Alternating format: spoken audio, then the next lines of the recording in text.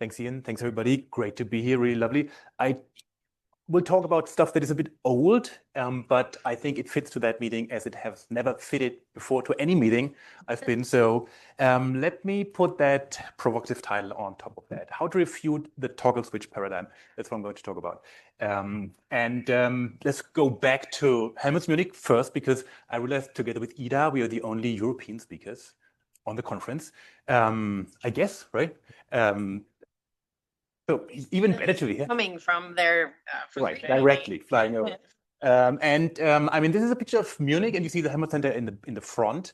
You might think that Germany is disappointing in terms of soccer/football. It's not in terms of science, I can assure you. So if you come to Munich, make sure you visit us. It's a great place to do science. Stable funding, kind of not too quickly changing political landscapes. So really good to do science there. We have about 2,000 people working there, 500 computational people, split up into roughly 40 research groups. Some of the faces might be familiar. So coming from Munich to Chicago is kind of a state change, right? So I mean, to some extent, I'm in the same state, right? I'm still the same person, same job description. But of course, I change locally, right? So probably not a fate change, because I want to go back end of this week, but state change, and this is what I'm going to talk about. And the model system, we worked a lot on this state change, fate change decision. In the past was hematopoiesis, the production of blood. We touched on that a couple of times. You know that, right? We have blood stem cells in the bone marrow, roughly 1 million of those.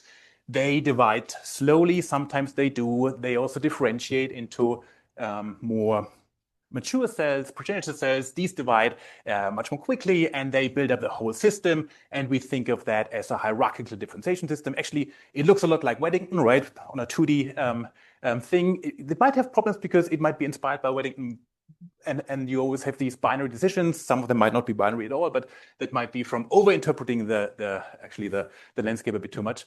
But at the end, what's important, right? We have these decisions, and we want to try to understand how that works. And toggle switch have been used to explain that, because they're such a nice model system. We discussed that a couple of times, right? Each of those decisions might have a toggle switch underlying that. And since that idea of a toggle switch giving you an unstable state that then goes to other stable states is, of course, something that Sui, as one of the first ones, picked up already quite a while ago. It's almost 20 years now. So we put it into nice mathematical formulation. We all loved it, played with it. It gives you the state space that you want to have, right? And it's a nice fundamental explanation that could be used to explain what we see in these very complex biological systems. Question, though, is this mutual inhibition, in that case, right, of PU1 and GATA1, two proteins that are supposed to drive this common myeloid progenitor differentiation, is it really the mechanism that does it, right? It's a nice model, but is the model true? So we tried to answer that question. And Tim was the driving force here at that time at Helmholtz, now at ETH. He constructed mice that had two fluorescent proteins at the GATA1 and PU1 locus. So whenever you express the mRNA and the protein, they're going to light up in your microscope. You put the mice under the extract the stem cells from the mice, right? You put them on a microscope, you watch that for 7 days, and then you take images, which gives you movies. And in the bright field channel, this looks like that. You see, well, blood cells, right? Running around, dividing, some of them getting a bit bigger, changing morphology, changing probably fate, or state at least.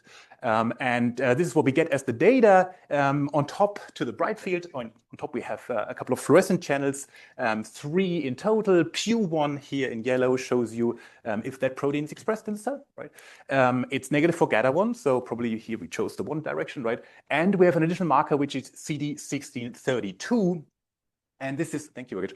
This is a membrane marker. And whenever that is expressed on the membrane, you can be pretty sure that that cell picked a particular fate, right? The GM fate in that thing. So whenever you can read that, this is basically the sign of, okay, fate choice had happened, right? CD1632 positive means GM lineage has been chosen. On the other hand, you have GATA1 as an expression marker, right? Whenever this is up here, it's down in PU1. It's also down in CD1632. So in that case, you know GATA1 has been expressed. And here you see a megakaryocyte, big cell, supposed to express GATA1. Okay. Now, in order to answer that question, right, we have this data, and we want to answer the question. And the idea first was, well, let's look at the protein levels on the single cells in order to figure out if Q1 and GATA1 are supposed to what we think they should do from the model perspective. So we need single cells, we have to quantify protein levels, and of course, we have to do it over time to be able to go back and forth. So from that idea to the final data set that you can use, you need, of course, making the experiment, and then you have to employ image computation tools. That's where we joined basically the project. We developed specific cell segmentation, tracking, quantification, shading correction, and if you put that all together and spend like 3 or 4 years on that, you end up there, right? So you have a movie on the left-hand side. You can now follow the single cells over time. You can follow the sisters and then again, the daughters again, right? And at some point in the fluorescent channel, you might see that CD6032 comes up. So you know that this cell here at this point is for sure a GM cell, right? Not sure what happened before at that point. It is for sure one of those cells. Okay, we generated a lot of those lineages. You see on X time, just one stem cell starting, right, dividing. We lose them at the end or they die. And for each of the single cells, you can now, after doing all that, look at the protein levels for Q1 and GATA1. And you see that, well, they rise, they double roughly, right? Then with cell division, they double again, cell division. Later on, you see that some of the cells turn on Q1. They chose the GM lineage, obviously, right? Some here in that tree turn on GATA1, so you have a bit of diversity here in terms of the lineage. Okay, now, again, the question, right? Is mutual inhibition of Q1 GATA1 decisive? Let's look at that image. Let's look at 50 of those images. Hard to say, right? We don't know. What we need instead of just the protein levels is probably we have to figure out when the decision happens, right? Because that's what the model tells us, right? In the model, in this toggle switch models, right, we have 2 proteins and they fight against each other, right? Stochastic fluctuations. At some point, one of them gets a bit of an advantage, right? Pushes down the other one, and then you go through the roof and take the one lineage, or the other one wins and, you know, pushes down the other one and goes through the roof. Yes, please, Sam. So is it right then that you will see sort of co-expression and then you'll see something, one of them go off, and then it doesn't ever come back on again? That's the idea of the toggle switch. I know that's the idea, but is that what you see, at least in this data so far? Wait a bit, I'm going to show you. So that's exactly what I want to check, right? I want to check if we see that behavior. And in order to know where to look, right, we have to figure out where the decision happens, right? Because otherwise, well, should I look here or here or here? I don't know. So couldn't you figure out where the decision happens, at least where it can't happen afterwards? Well, let's see how we did it, okay. Because that's actually the fun part, right? How do we figure out where that decision happens? Okay, once we know where the decision happens, right, then we can look at the protein levels and then we can see if that fits to the data, to the model idea or not. Okay, now, how do we figure out where the decision happens? Actually, tricky. Let's look at time and let's show an image of my group 10 years ago. Pretty small at that point, and this guy is particularly important. Michi Strasser, my first PhD student, he did all the work. So in July 2015, he was my PhD. In July 2017, he was Sui's postdoc in Seattle, right? So state change again, right? From Munich to Seattle. Question is, when did Michi decide to go to Seattle? So maybe when we first read one of Sui's papers, right? Or maybe when I suggested to go into the lab, or maybe when we visited Sui once, or maybe when he booked the flight or talked to his parents or whatever, right? So many events contribute to the final state change, right? Some are more important, some are less important. Pretty hard to figure out when the decision has been made, right? Even conceptually. Now, actually impossible, I would say, right? If you just have this one time scale. Now, if Michi would divide, right, as the cells do, there would be a chance to do it. And I'm going to show you why, right? Because I guess we had it in one of the talks, right? Somebody showed a similar idea. And the idea is if the decision happens before the division, right? And you assume that between the decision and the final state change, there is some kind of delay, right? Then, of course, these events here, oopsie, they should be correlated, right? I mean, there's some noise in the process, right? But they should be correlated. If the decision happens after the division, then of course you have a fixed delay, right? And these things can be uncorrelated, right? So from the correlation structure of the events in these trees, we hope to be able to find where the decision happens. And actually, that's what we try to do. Let's look at one of those trees. CD1632 is our marker for the state change, and you see there's a lot of correlation, right? In that tree, actually, it's only that fate, and you see that they pop up between the, I don't know, fourth and fifth generation. So let's try to use that correlation structure to figure out where the decision happens. Well, it has to be somewhere over there, right? Where exactly?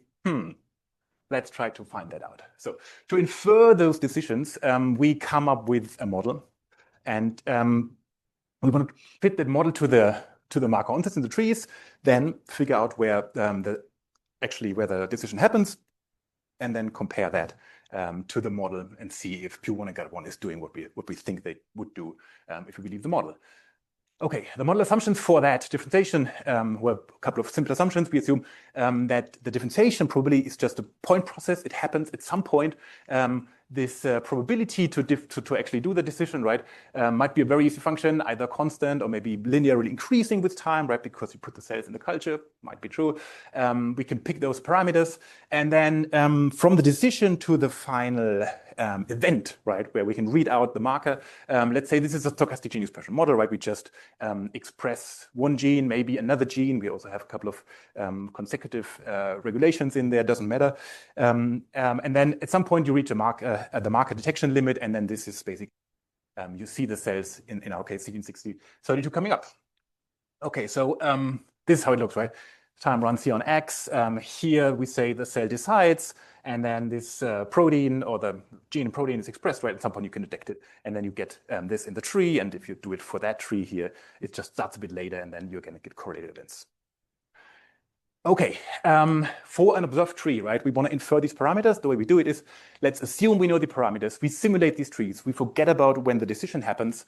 So we do that a lot, and then we try to infer these parameters back. The parameters are, again, what's the structure of my probability to differentiate, and what are the parameters of my gene expression model. So at the end, you want to have this likelihood, right? This is what you want to determine. What is the likelihood of observing a particular tree given these two parameters? And this you can decompose into a sum. Basically, you have an observed tree. This can come from different hidden trees, we call them, right? So decision can happen here or here or here or here. Basically, you come up with all the possibilities that you have. Each of those trees you decompose into subtrees, which you can then even calculate using this graphical model representation that Michi came up with. Okay, so that's what we do, right? We simulate the trees, we infer it back. So let's now have one observed tree. This is observed tree. Now we use our inference. We plot the different trees that we can come up with. And now with our parameter inference, with the likelihood method I just showed you, we can now determine the likelihood of each of those trees given a particular parameter set. And in that case, for example, this would be the most likely tree to observe. Okay. Now let's do it. This is the real data that we have, and we don't know where the events happened. We now put our inference on that, and we identify, let's zoom in here a bit, right? What is the most likely time point when this happened, right? And you see that from black to gray, this is where we think that the decision happened. The most likely time point that is giving rise to this correlation structure that we see in the evidence. And if we do that, then basically we can determine these time points, and then we can actually look what is happening there, right? So how do we look at what was happening there? So we just now follow branches, right? Time is going downwards here now. So let's follow just one single cell in those branches here. And now we can look at Q1 dynamics. Q1 dynamics, again, as we saw before, right? Kind of doubling, division, and so on. Here is when the marker comes up, where we have the annotation from a fluorescent channel. This is where our algorithm predicts the decision to happen.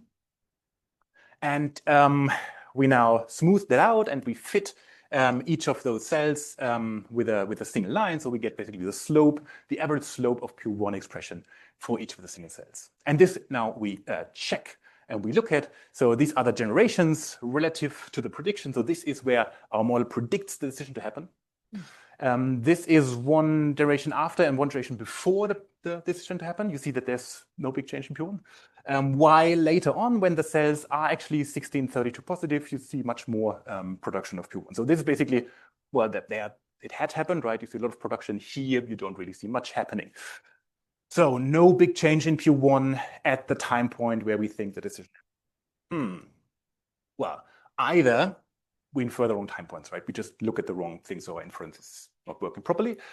Or Q1 is not the decision-making protein, right? The first point we can actually test. And for that, we just take the model, right? That we have, SUIs, for example, and we implemented a bit of a more subtle one where we have the two genes, they express mRNA in a stochastic fashion, they express protein in a stochastic fashion. This protein regulates, self-activates, and by implementing that model, we can just, simulate the whole process. Yes, please. Couldn't it also be just that the MLE has a pretty big kind of uncertainty around it or something like that? Or is that not what happens? Yeah, but still, this is the most likely time point we look at, right? So I guess it's the best thing we can do, right? Sure. I just meant like, what if the next most likely is actually not that? That's a good, we tried that. It doesn't help. Okay. Yeah, please. So what is the difference in PU1 and GATA1 be more informative about the decision than just the levels of one of the? But we look at the slope. That's basically, that's the change of it, right? Not, you mean the difference between PU1 and GATA1? Right. In this kind of model, they don't change. Yeah, they don't change much at these generations where we look at actually. So that's pretty stable. Okay, so how can we figure out if we look at the right time point? And we do that by simulating data, right? So we simulate data with the model that has been proposed, and this is how we do it, right? With an undifferentiated state, that's where we start. We set some marker threshold, arbitrary, doesn't change, doesn't matter if we change it a bit, with a GM state and a MAC-E state, and from that we just generate the same type of data that we observed, trees, right? We also let the cells divide, and then if you employ our inference algorithm, you're going to predict again a differentiation state, right? And if we look at that state where the model predicts, right, we indeed see that at this time point where the model predicts the decision to happen, there is where the action happens, right? PU1 goes up or down, depending on which direction you go.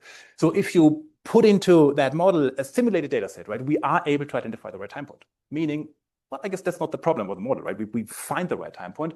And if you compare that in the same visualization as the data, right, you see that indeed, if you just look at the ones that go to GM at the generation where you predict it to happen, PU1 is going up as compared to the generation before, right? So we look at the time point, we can identify that in simulated data. And that means we believe that the PU1 dynamics we observe is inconsistent with the mutual inhibition model of lineage choice, at least for that one. I don't want to refute all the toggle switches, right? But for this one, I think it's not PU1 and GATA1 who's doing the thing. 3 minutes. Okay, I'm basically done with the main story here. And you could wonder, is it all worth it, right? Another 3 years of PhD. I guess falsification is important, right? And that's just, I guess, one of the ways we made progress, I think.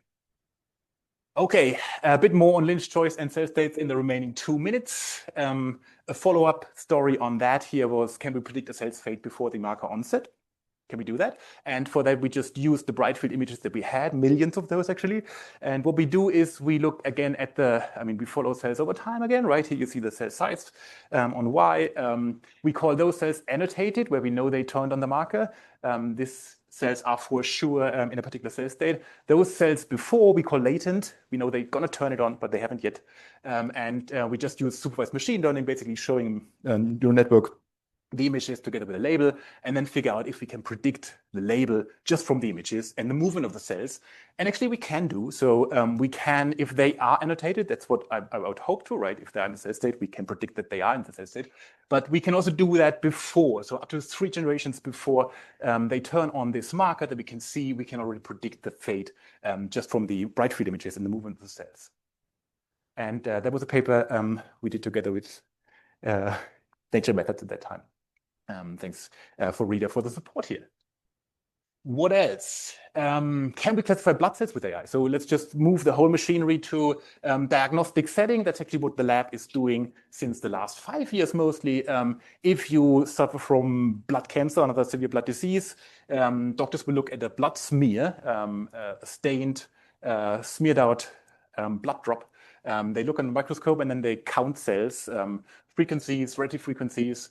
They classify cells depending on these white blood cell shapes and morphologies, right? And the question is, can we use the same CNN that I just showed you in order to figure out what types of cells do we have, what disease do we suffer from? And one study we did here was also acute myeloid leukemia. So we picked here 18,000 leukocytes, white blood cells from AML patients and non-AML patients, trained the classifier to discriminate between blast cells, which are diagnostic for AML, and benign leukocytes, trained this network and could show that actually we are as good or even better as the human expert. And most of the things we do in the lab at the moment is, trying to get that into the clinics and really applied.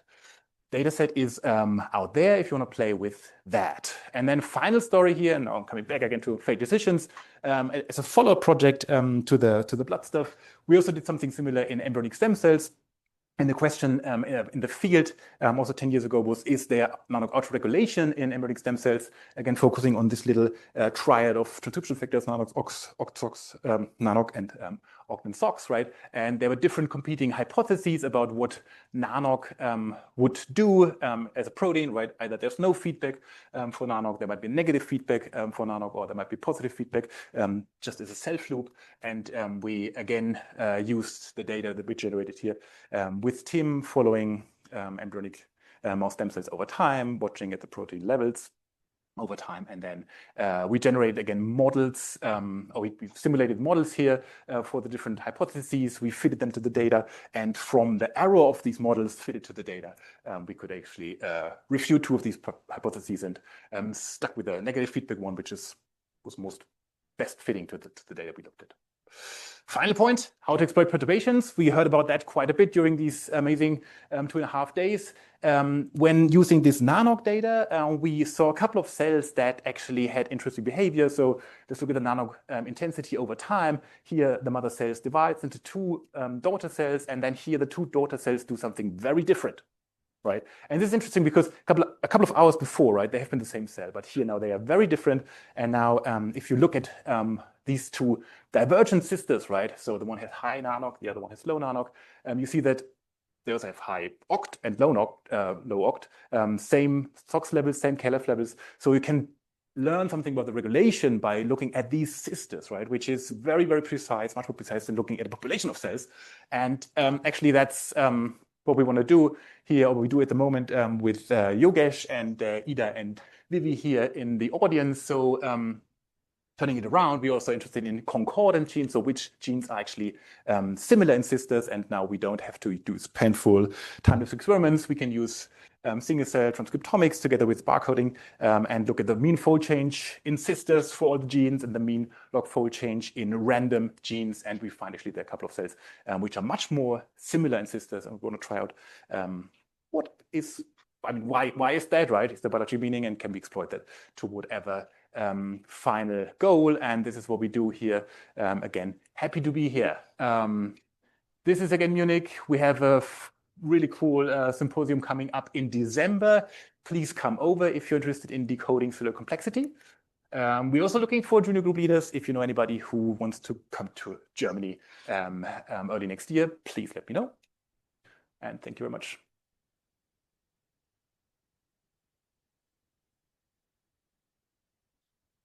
Yes, please. Your final slide, when you say sisters, these are sister clones, right? These are not real sister cells. Yeah. Yeah. As far as we can determine that from the same clone. Yes, please. So I had a slightly different takeaway from your very nice paper on the live cell imaging plus lineage tracing. So as to, are the toggle switch dynamics wrong, or are they insufficient without an external factor, a driving signal, such as cell-cell communication? Sure. Yeah. Well, they are inconsistent. What is missing, I don't know, right? Extrinsic factors are one of the prime things that probably might be very important here. And comment on that, since our initial model was really a toy model, and on Earth had triggered all these exploitations. So it was meant to be a stochastic model, right? Without any factor. Yeah. It's a spontaneous differentiation. Yeah. And it goes symmetrical in both sides, but are very rare. Yeah. But the question, and we've seen so many nice talks, is how do you instantiate the trigger, the direct differentiation? And typically, most people do it with a deterministic bifurcation, something, which is also still questionable. But what you show is probably random spontaneous differentiation. It is. Yeah, and there it's unlikely that we have this deterministic control, right? So it's fine. That's fair. Yeah, if you look at the if you look at the pure levels, right? At least the toggle switch. And this, I guess, as a model was meant to be a model for exactly that, right? You have random fluctuations that allow you to go from an undifferentiated state into differentiated states, right? The model was not supposed to be incorporating external signals, right, or niche. I mean, that's just not what it was, and that's not what we tested for, right? So it's inconsistent here, and I mean, whatever we have to add to that to make it more realistic or more fitting to the data, we have to find out, I guess, right? Yeah, but it's a deeper problem of everything we do in modeling is a mean field kind of mental model that allows us to put relationships, but then you have stochasticity in reality. And we heard from somebody, was Leo, about randomness that is in principle totally symmetric. Yeah. Which might I'm not sure whether it is or not. And then you have this action because it's biased by the regulation. And do you capture that? That's a question. We don't. But yeah, it's symmetric. Quite nice. Yeah. I mean, that's the next thing, I guess. We have to evolve the models, put something on it which modelistic, and then hopefully is able to explain the data. So I want to draw the analogy here for the decision making to the human perception, like because when the human do the decision making, it's always coming from the input that stimulate your internal circuit to decide what to do with going to the right or going to the left, or hearing the right, hearing the left. And I think probably in the cell context, the decision making is also mostly presenter view that you would like to use. Yeah, you need signal. Oh. Okay.